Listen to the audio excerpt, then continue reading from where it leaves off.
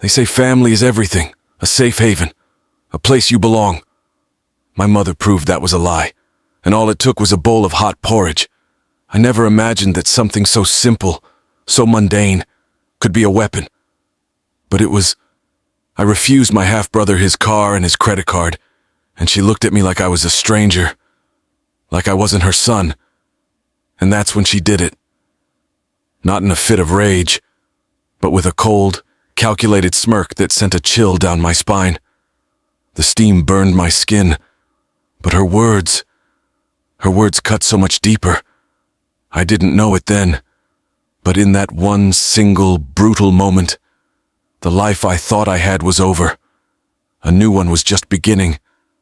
If you've ever been betrayed by the people you trusted most, the people who were supposed to love you unconditionally, do me a favor. Just say I hear you in the comments. And if you want to know how to not just survive, but to truly reclaim your life from the ashes, hit that subscribe button. Because my story is proof that you can. It's proof that sometimes the only way to find your true family is to lose the one you were born into. The air was heavy with the manufactured warmth of a family barbecue. Sunlight slanted across the manicured lawn of our Charlotte home, illuminating every fake smile, every polite lie. This wasn't a celebration. It was a performance for my stepbrother, Mason, who was standing by the grill, holding court. He had just landed a dream job thanks to a tech startup deal my father had set up years ago. But he needed a car. My car. My mother, Sarah, approached with her perfectly manicured smile, a bowl of piping hot oatmeal, my breakfast, still steaming in her hand. "Jake," she said, her voice dripping with the kind of sweetness she reserved for public displays. "Mason needs your car for his new client meetings. It's a stepping stone. A real man knows when to help his family." Her words weren't a request. They were a decree. She was a master of subtle manipulation, of making you feel like a fool for ever considering saying no. "Mom, I need my car for work," I replied, my voice low. "And the credit card. My savings are on that. It's for my project." The smile on her face didn't fade, but her eyes, those cold, calculating eyes, hardened. "Mason's needs come first now. You're just stable.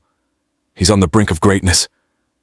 Give him the keys and the card, or get out of my sight." She didn't raise her voice. She didn't have to. The shame of being a pawn in her game was a physical weight. That's when the smile finally cracked. "You think you're better than us?" she hissed, her voice a razor's edge. And then she did it. Not in a fit of rage, not with a tantrum, but with a cold, deliberate flick of her wrist. The steaming oatmeal sailed through the air, hitting me square on the chest. The heat seared my skin, a physical echo of the emotional burn I had felt for years. The bowl clattered to the ground, a final hollow clang in the quiet aftermath of her casual cruelty. I didn't scream. I didn't curse. I just stood there, the warm, sticky mess of oatmeal clinging to my shirt, the pain a distant throb. My father's old leather wallet felt heavy in my pocket, engraved with the words, "Stand your ground." I knew then that this wasn't just a family dispute. It was a declaration of war. I am a man who was always told that his worth was measured by his silence, his sacrifice. But that day, with hot oatmeal burning my skin, I decided that my story would no longer be a silent one. I didn't know it then. But this was the moment everything changed. I was about to find out that freedom wasn't given. It had to be taken. I refused my half-brother his car and his credit card, and my mother proved just how much a family can betray you. My life was a script they had written for me, and now, for the first time, I was going off script. This wasn't the first time. The truth is, I'd been living in their shadow for years. My whole life, really. My father, a good man, had died suddenly 10 years ago. He was a pillar in our community, a true entrepreneur who built his legacy from the ground up. The Mitchell Foundation, a local nonprofit supporting young artists. After he was gone, my mother, Sarah, remarried a month later. It felt like she was replacing him, replacing me.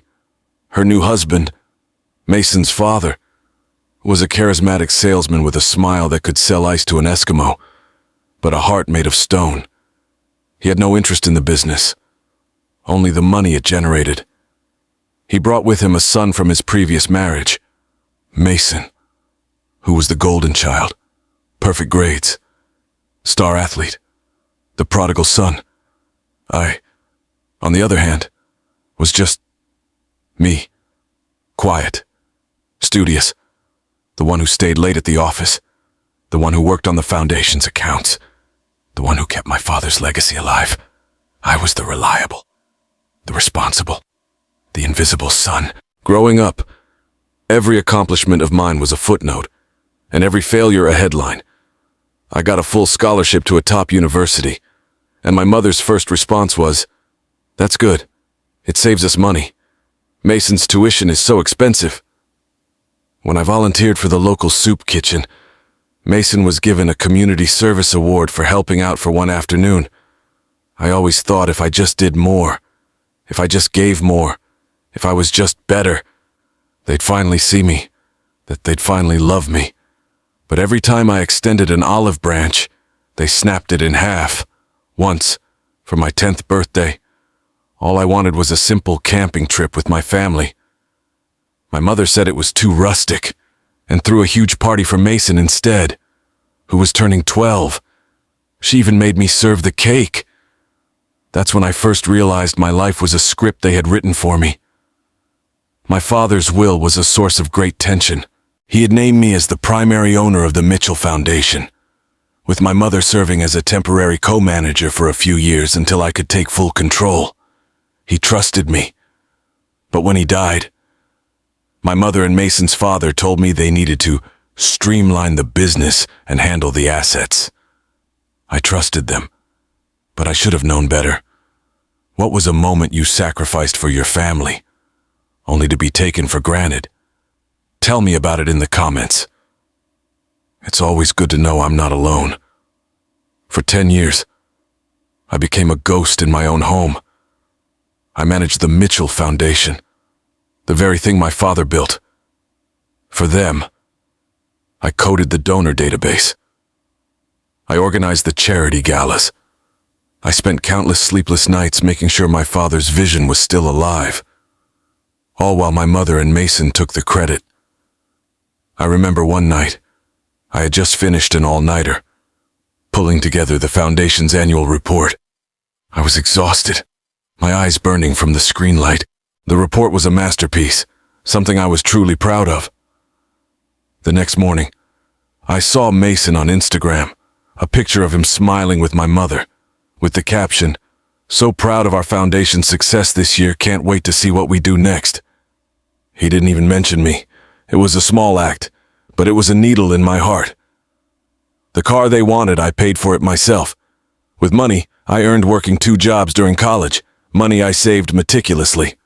I bought it because my old car was a rust bucket, and I wanted something reliable for my work.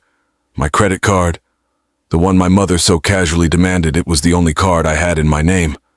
A tangible connection to my own life.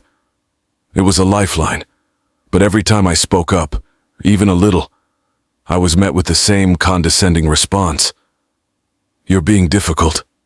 Jake, Mason needs this. Be a man, not a boy." The most painful part was that my own father's words, his legacy, his dreams, were being used against me. They took what was good and turned it into poison. They used his kindness as a weapon. And I, the supposed son and heir, was told to step aside, to just let it happen. I felt like a stranger in my own life, a supporting character in a story that was supposed to be mine. My silent struggles, my quiet dedication, my 10 years of sacrifice were all for nothing. I didn't know it, but this slow burn, this quiet erosion of my self-worth, was building to a single, explosive moment that would change everything. The tension was building, a fire behind a wall, and soon, that wall was going to crumble. For 10 years, I became a ghost in my own home. I managed the Mitchell Foundation, the very thing my father built, for them. I coded the donor database. I organized the charity galas. I spent countless sleepless nights making sure my father's vision was still alive. All while my mother and Mason took the credit. I remember one night. I had just finished an all-nighter, pulling together the foundation's annual report. I was exhausted, my eyes burning from the screen light. The report was a masterpiece, something I was truly proud of. The next morning, I saw Mason on Instagram, a picture of him smiling with my mother, with the caption, "So proud of our foundation's success this year, can't wait to see what we do next." He didn't even mention me. It was a small act, but it was a needle in my heart. The car they wanted, I paid for it myself. With money I earned working 2 jobs during college. Money I saved meticulously. I bought it because my old car was a rust bucket, and I wanted something reliable for my work. My credit card. The one my mother so casually demanded, it was the only card I had in my name. A tangible connection to my own life. It was a lifeline. But every time I spoke up, even a little, I was met with the same condescending response. "You're being difficult, Jake. Mason needs this. Be a man, not a boy." The most painful part was that my own father's words, his legacy, his dreams, were being used against me. They took what was good and turned it into poison. They used his kindness as a weapon. And I, the supposed son and heir, was told to step aside, to just let it happen. I felt like a stranger in my own life, a supporting character in a story that was supposed to be mine. My silent struggles, my quiet dedication, my 10 years of sacrifice were all for nothing. I didn't know it. But this slow burn, this quiet erosion of my self-worth, was building to a single, explosive moment that would change everything. The tension was building, a fire behind a wall, and soon, that wall was going to crumble. The morning of the barbecue. The air was buzzing with forced pleasantries. Mason was in a loud, boisterous mood, telling everyone how he had just closed a massive deal for the foundation. My mother, Sarah, was standing beside him, beaming, a picture of the proud mother. It was a farce. I had done the work. I had done the legwork, the research, the late nights. Mason had just taken the credit, and then came the car. "Give him your keys, Jake." "No, Mom, not this time." That's when her smile vanished. It was a cold, calculated look of a woman who had just realized her son was no longer a puppet on her strings. "Mason has an important meeting today. Jake, the car is a symbol of our family's success. Your little car is a trifle." My eyes met Mason's. He was watching the show, a smirk playing on his lips, enjoying my humiliation. He knew how important that car was to me. He knew how much I had sacrificed, but he didn't care. "I need my car, Mom, and the credit card. It's for my life. The life I've been building." That's when her voice went from sweet to sour. The pleasantries were gone. All that was left was the raw, brutal truth. "Your life, you don't have a life, Jake. You're just a ghost in this family. You always have been. You're nothing without us. Mason is the one who will carry this family name, not you." Her words were a physical blow. But it wasn't just the word. It was the look in her eyes, the cold indifference, the absolute certainty that she was right, that I was worthless. And then came the oatmeal. I stood there, the heat searing my skin, the silence deafening. For a moment, I saw the faces of our guests, their eyes wide with shock, but they didn't say a word. They just watched. I walked to the kitchen, took off my shirt, and ran cold water over my chest. The skin was red, angry, but the burn was nothing compared to the emptiness in my heart. My mother thought this was the end. She thought she had won, but she had just lit a fire. And the next time I saw her, I would be a different man. That morning of the barbecue, the air was buzzing with forced pleasantries. Mason was in a loud, boisterous mood, telling everyone how he had just closed a massive deal for the foundation. My mother, Sarah, was standing beside him, beaming, a picture of the proud mother. It was a farce. I had done the work. I had done the legwork, the research, the late nights. Mason had just taken the credit. And then came the car. "Give him your keys, Jake." "No, Mom, not this time." That's when her smile vanished. It was a cold, calculated look of a woman who had just realized her son was no longer a puppet on her strings. "Mason has an important meeting today. Jake, the car is a symbol of our family's success. Your little car is a trifle." My eyes met Mason's. He was watching the show, a smirk playing on his lips, enjoying my humiliation. He knew how important that car was to me. He knew how much I had sacrificed. But he didn't care. "I need my car, Mom, and the credit card. It's for my life, the life I've been building." That's when her voice went from sweet to sour. The pleasantries were gone. All that was left was the raw, brutal truth. "Your life, you don't have a life. Jake, you're just a ghost in this family. You always have been. You're nothing without us. Mason is the one who will carry this family name, not you." Her words were a physical blow. But it wasn't just the words. It was the look in her eyes, the cold indifference, the absolute certainty that she was right, that I was worthless. And then came the oatmeal. I stood there, the heat searing my skin, the silence deafening. For a moment, I saw the faces of our guests, their eyes wide with shock, but they didn't say a word. They just watched. I walked to the kitchen, took off my shirt, and ran cold water over my chest. The skin was red, angry, but the burn was nothing compared to the emptiness in my heart. My mother thought this was the end. She thought she had won, but she had just lit a fire. And the next time I saw her, I would be a different man. My mother thought this was the end. She thought she had won, but she had just lit a fire. And the next time I saw her, I would be a different man. The morning of the barbecue, the air was buzzing with forced pleasantries. Mason was in a loud, boisterous mood, telling everyone how he had just closed a massive deal for the foundation. My mother, Sarah, was standing beside him, beaming, a picture of the proud mother. It was a farce. I had done the work. I had done the legwork, the research, the late nights. Mason had just taken the credit. And then came the car.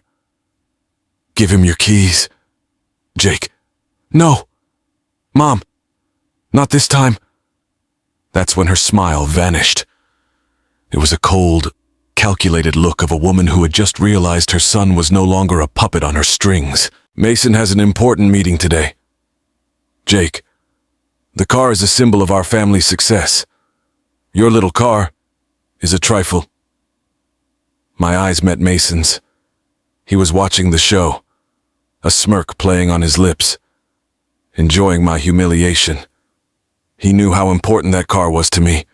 He knew how much I had sacrificed. But he didn't care. "I need my car, Mom, and the credit card. It's for my life, the life I've been building." That's when her voice went from sweet to sour. The pleasantries were gone. All that was left was the raw, brutal truth. "Your life, you don't have a life. Jake, you're just a ghost in this family. You always have been. You're nothing without us. Mason is the one who will carry this family name, not you." Her words were a physical blow. But it wasn't just the words. It was the look in her eyes, the cold indifference, the absolute certainty that she was right, that I was worthless. And then came the oatmeal. I stood there, the heat searing my skin, the silence deafening. For a moment, I saw the faces of our guests, their eyes wide with shock, but they didn't say a word. They just watched. I walked to the kitchen, took off my shirt, and ran cold water over my chest. The skin was red, angry, but the burn was nothing compared to the emptiness in my heart. My mother thought this was the end. She thought she had won, but she had just lit a fire, and the next time I saw her, I would be a different man. I drove away from the house, not with a roar of anger, but with a quiet hum of something new, something that felt like a painful kind of freedom. My old car, a beat-up Ford sedan that smelled like forgotten coffee and fast food wrappers, felt more like home than that sterile mansion ever had. The burn on my chest throbbed with every bump in the road, but for the first time in years, the hollow ache in my soul felt a little less empty. I wasn't running from them. I was finally driving for myself. The Charlotte skyline loomed in the distance, a cold, indifferent sculpture of steel and glass. I was just another ghost in its shadow, but I was a ghost on the move. I ended up at a cheap motel, the kind of place where the carpets tell more stories than the walls. It smelled of stale cigarette smoke and bleach, but the key in my hand felt like a scepter. It was a territory of one, and for the first time, that was okay. I sat on the edge of the bed, the mattress sighing under my weight, and pulled out my father's old leather wallet. I ran my thumb over the letters he'd had etched into the leather "Stand Your Ground." He was a man of few words, but those three had always been a compass for me. I had lost my way for a while, letting his words be just a memory, but now they felt like a call to action. My phone buzzed, a text from my friend Chloe. She's a computer programmer, a genius with a mind that sees patterns and logic where others just see chaos. We met in college, and she was the only person who ever saw past the quiet, invisible guy I was at home. She helped me build the Foundation's donor database, a piece of code so clean and efficient it was practically art. "Hey, you okay? Just saw your mom's post on IG about a family health scare. And Mason taking the lead on everything. Sounded off." I looked at the text, the lie so casual it almost made me laugh. I replied, "I'm not. I'll call you." Later that night, the motel room was dark except for the light from my phone. I told Chloe everything. The oatmeal, my mother's words, the whole ugly truth. She didn't interrupt. She just listened. When I finished, the silence on the line was heavy. Then she said, "I have something that might help." She told me she had kept a backup of some of the Foundation's old mail servers. A few months ago, she'd noticed some weird traffic and attempted data purge that was stopped halfway through. She'd saved the files to an encrypted drive, more out of habit than foresight. "I don't know what's in there, Jake, but it felt wrong. It has your name all over it, but a lot of the metadata, it's just not right." My stomach dropped. I hadn't just been a ghost. They had been actively trying to erase me. I had to see it. I met Chloe the next morning at a coffee shop in a strip mall, a place so generic it felt like a spy movie. She handed me a flash drive. "It's all on here, the raw data." I pulled out my laptop and slid the drive in. The first file I opened was an email thread between my mother and Mason. The subject line was Project Ghost. I felt a cold dread creep over me. They were talking about me like I was a liability to be managed, a problem to be solved. They discussed removing Jackson's influence and transitioning leadership. It was all there, in black and white, their cold, calculated plan to remove me from my father's legacy. One of the emails had a draft of a press release announcing Mason as the new face of the Foundation, citing my recent health issues and desire to pursue other opportunities. It was a lie so bold, so shameless, it made my blood run cold. They had a plan to erase me, and they were already putting it into motion. I also found a file titled The Will. It was a scanned document, a legal transfer of my father's foundation assets. My signature was at the bottom, but I knew I had never signed it. I zoomed in on the notary seal. It looked tilted, slightly off. Chloe, with her sharp programmer's eye, pointed it out. That's not original ink. It's been copy-pasted. It's a forged document. My whole body went numb. They had taken advantage of my grief after my father's death to steal my future. I closed my laptop and just sat there, the roar of the coffee shop fading into a dull hum. I felt a mix of raw fury and a strange sense of clarity. For 10 years, I had been the good son, the quiet one who put his head down and did the work. I had been a pawn in their game, a ghost in my own family's story. But the ghost had just found its voice. This wasn't just a betrayal. It was a crime, and I was going to find justice. I pulled out my phone and called my father's lawyer, David Chen. "David," I said, my voice steady.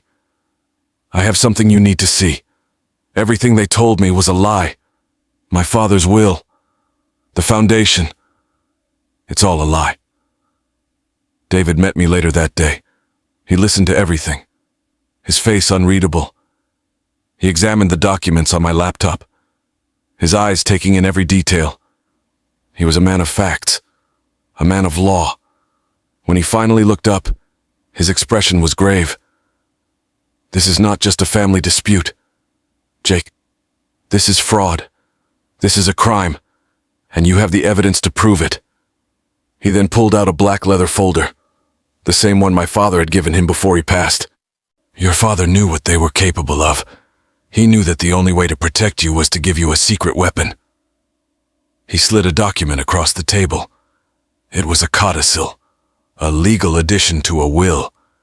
It stated that if there was ever any evidence of impersonation or falsified paperwork tied to the foundation, all managerial rights would shift to me immediately, and David would be authorized to act on my behalf without delay. A fuse already wired, just waiting for the match. He also handed me a thin envelope, sealed with my father's handwriting. "This was meant for you 5 years ago," he said. Inside lay a letter in my father's blocky script and a bank key taped to the bottom corner. "Jake, protect what matters. I trust you." Postage receipts showed it had been sent to the house, but my mother had intercepted it. I felt a wave of emotions wash over me. Grief for the years I had lost, fury at my mother's deception, and a newfound sense of purpose. This wasn't just a fight for a car or a credit card. It was a fight for my father's legacy, for my life, and I was going to win. We started with a plan: independent handwriting analysis on my signature, a request to the state to put the foundation's funds on hold based on identity misuse, and a notice to reassert control under the codicil. We would document the intercepted letter and all the other evidence we had. I also admitted the part I'd kept quiet. I'd helped my father buy the house. I was on the title with my mother. David didn't flinch. "That gives us a second track," he said. "If necessary, we can initiate a partition. It's not pretty, but it's clean." He then pushed one last envelope toward me. Inside were scanned pages of my father's early ledgers from the 90s. His notes marched down the margins, and in the corner of each page, the same inscription: "For Jake." It felt like a hand on my shoulder from a man who knew I would need it later. It was proof in ink of what he'd been building and for whom. "We'll take this public in a place that belongs to the neighborhood," David said. "The annual community hall meeting this weekend. If the truth needs a room, give it a crowded one." I nodded, my jaw set. I was ready. "Be ready," he said. "When you drag the truth into the light, people will try to turn off the lights." I left his office. the world outside looking exactly the same. But I was different. I was no longer a ghost. I was a force to be reckoned with. I had a purpose. I had a plan. And I was going to win. The air was thick with the scent of stale coffee and folding chairs. It was a smell I knew well from 1,000 community meetings and neighborhood get-togethers. The Zilker Community Hall, the very place my father had hosted his first foundation event years ago. It felt both sacred and foreign. I walked in with David, my heart a silent drum against my ribs, and we took a seat in the third row, the kind of seat you take when you don't want to be noticed. But I knew that today, that wasn't an option. The meeting was a blur of small talk and updates about local zoning laws. My mother, Sarah, was at the podium, a vision in a cream blazer, with Mason standing proudly beside her. She spoke with the practiced confidence of a woman who had spent a lifetime curating her image. She was talking about our new initiative, about Mason's vision for the foundation. My blood ran cold, but my face stayed calm. She was using my words, the ones I had written, the ideas I had poured my life into, and presenting them as their own.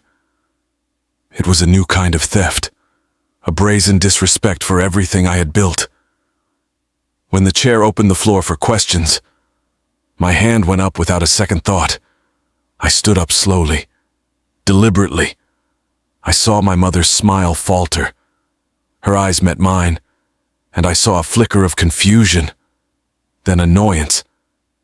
She looked at me as if I were a weed that had sprouted on her perfectly manicured lawn.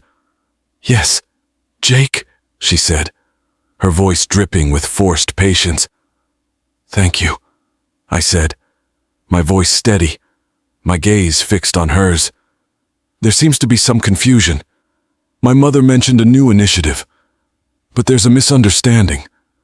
I've been managing the foundation since 2017. A murmur rippled through the room. A few faces turned to look at me, some with recognition, others with polite curiosity. Mason's smile was gone. He was clenching his jaw, his eyes darting around the room. My mother, the master manipulator, tried to laugh it off. "Jake, darling, this is a community meeting," she said, her voice light. "We're not here to discuss personal matters." "It's not personal," I replied, my voice gaining a little more authority. "It's a matter of truth and of law." I walked to the front table, carrying a large manila envelope. I laid out the tax filings, the vendor contracts, the delivery ledgers from the last 5 years. All of them had my name on them. All of them had my signature. My mother's face went white. She knew. She knew this was the end of her game. She knew I had just put all the cards on the table. A woman in the back raised her hand. Her hair was white and braided, and her face was lined with wisdom. "I remember your father," she said softly. "At the opening of his foundation, he told me that his life's work, it was all for you." Her words hung in the air, a quiet indictment. You could feel the hum move through the room like a small storm, the whispers moving faster than facts. Mason's composure cracked. He started to protest, but David stepped forward, holding up a photocopy of the forged will. "This transfer document," David said, his voice calm and precise, "has a notary seal belonging to a Mr. Miller, a member of this HOA. Mr. Miller, are you comfortable confirming that this seal, placed on a day the signatory was at a funeral, is yours?" All eyes turned to a man in a golf shirt near the aisle. His face went red, and he tugged at his collar. I notarize a lot," he stammered. "I don't remember every date." My mother, sharp as a snapped branch, tried to regain control. "My son is jealous," she spat, her voice laced with venom. "He's trying to take what isn't his. He hasn't contributed a thing." I didn't take the bait. I just stood there, letting the silence do its work. David slid the tax summaries across the table, each year stamped and signed. He contributed cash, time, expertise, and risk. David said, his voice unwavering. For 5 years in a row. The room quieted. A young homeowner at the side table, the one who worked in IT, opened a laptop and projected something on the screen. It was a video from 3 years ago. A grainy clip of me standing behind a display of my father's journals, talking about the foundation's work. The words on the video matched, almost line for line, the words on Mason's slides. People didn't look at the screen. They looked at Mason. His smile thinned, and he looked like a cornered animal. My mother's face was a mask of cold fury. I had seen that look 1,000 times, but this time, it was different. This time, I wasn't scared. This time, I had the truth on my side. You can't be the face of something you tried to sign away from the person who built it, I said, my voice quiet, but firm. I placed the codicil notice on the front table, stamped and filed that morning. The chair of the meeting, a woman with a kind face, read it quietly. Immediate reversion of control in the presence of falsified instruments, she read aloud. Authorized counsel empowered to act.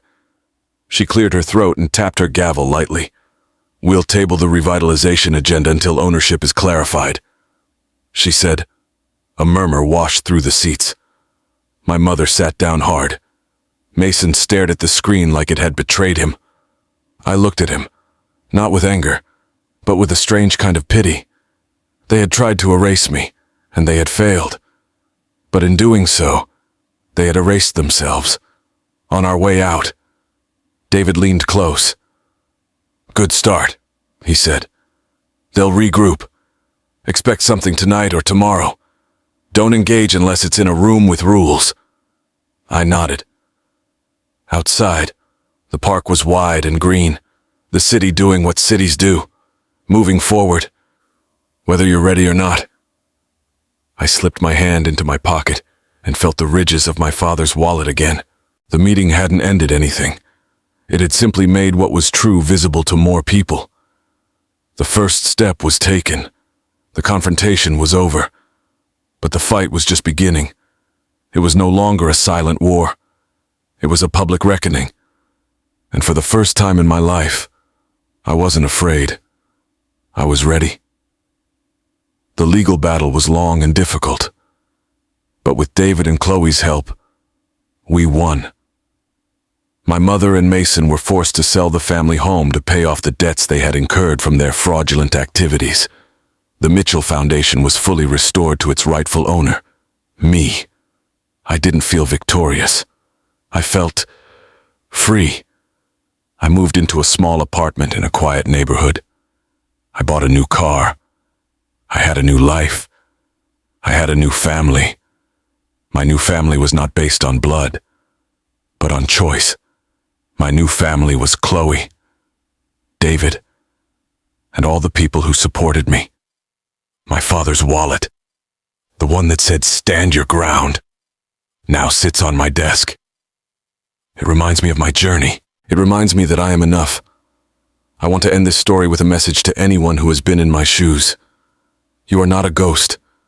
You are not a supporting character in someone else's story. You are the hero of your own. Your worth is not determined by the people who tried to erase you. It is determined by the strength you have to stand up for yourself. You can heal. You can rebuild. And you can find your own family. Thank you for listening to my story.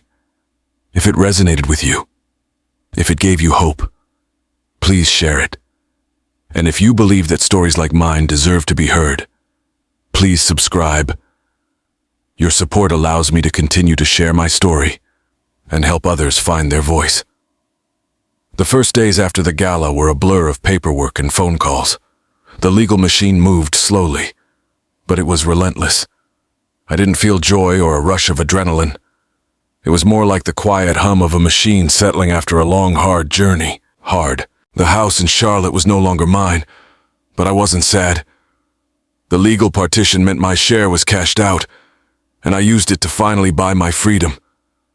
I wasn't there when my mother and Mason returned, but David told me what happened. They opened the front door to a hollow shell. My books, my father's old photographs, even the kitchen tools I'd bought, everything that belonged to me was gone. In the empty living room, a man in a dark suit was waiting. He handed them the notice that the house had been listed for sale. I wasn't there to see my mother sink into the couch or hear Mason's furious protests. I was already on the road, the evening sun painting the hills in molten gold. My father's wallet rested on the passenger seat.